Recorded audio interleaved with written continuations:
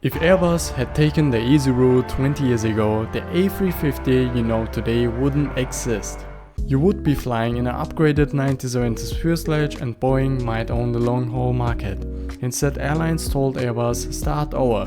That decision gave us one of the most advanced and comfortable jets in the sky. And here is a twist, much of its technology came from a plane that failed commercially, the A380. 20 years ago, the Airbus A350 made headlines as the largest passenger plane in the world. But today, it's the A350's turn because this year marks 10 years since its first scheduled flight, January 2015, Qatar Airways, Doha to Frankfurt. Back in the early 2000s, Airbus already had the A330 and A340 for long-haul routes. In 2004, they pitched airlines a quick and affordable plan. Reuse the A330's fuselage, add lighter carbon fiber wings, install a new generation of General Electric engines, tweak the cabin and have it flying in just 5 years. Sounds efficient, right? A problem. The fuselage dated back to the very first Airbus, the A300 from the 1970s.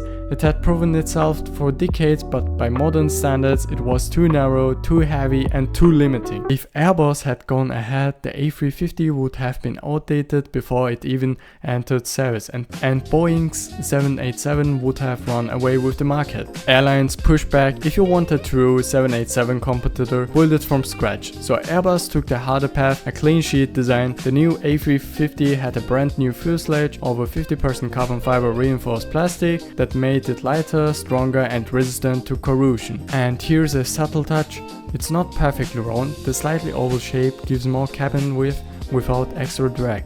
And that width a little too wide for 9 seats per row, a little too narrow for 10, which means the standard 9 abreast layout feels more spacious. But airlines can still go 10 abreast if they want the capacity. That shape benefits the crew too. The cockpit is wider but still close enough to the A330's layout that pilots can fly both with the same type rating. Crew rest areas are now tucked above the passenger cabin instead of taking up cargo space or seats. For passengers, 2 changes stand out. Lower cabin altitude. Most long-haul cabins feel like 2,400 meters above the sea level. The A350 feels closer to 1,800. High humidity, meaning less dehydration and less fatigue after a long flight. These are possible because the carbon fiber fuselage can handle higher cabin pressure without extra weight penalties. Here is where the A380 comes in.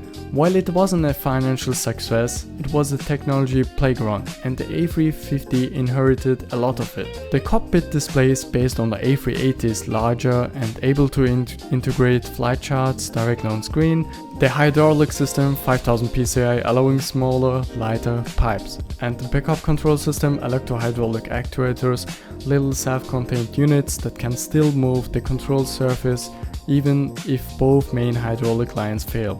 It's cutting edge tech and the A350 got it without the A380's size problem.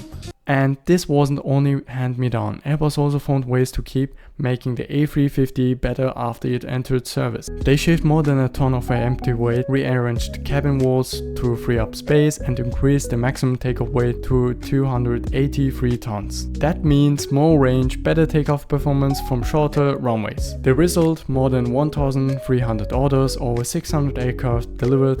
The A350 is now one of the most successful and comfortable long-haul jets flying today. And the original fast and cheap A350 concept from 2004, Airbus eventually built it as the A330 Neo. 10 years in the A350 isn't just another plane. It's a masterclass in doing things the right way. Quiet, efficient and packed with lessons from Airbus, hits and misses. It's a jet that feels different. Flying an A350 isn't just travel. It's a glimpse at how far aviation can go when you actually take the time to get it right.